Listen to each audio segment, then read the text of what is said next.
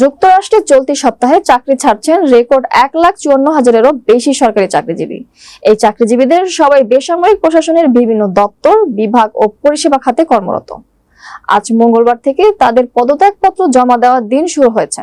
বিস্তারিত ডেস্ক রিপোর্টে।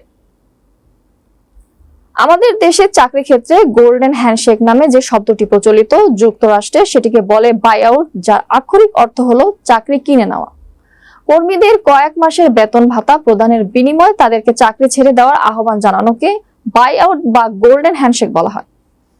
এই বাই আউট কর্মসূচির আওতাতেই চাকরি ছাড়ছেন 1.5 লক্ষাধিক কর্মী, যারা এই সেপ্টেম্বর পর্যন্ত চাকরিতে ছিলেন। যেসব কর্মী সরকারের বাই আউট প্রস্তাব গ্রহণ করেননি, তাদেরকে বেতন ভাতা ছাড়াই বরখাস্ত করা হবে বলে হুমকি দিয়েছে যুক্তরাষ্ট্রের কেন্দ্রীয় সরকারের মানব সম্পদ বিষয়ক দপ্তর, office of personnel and management.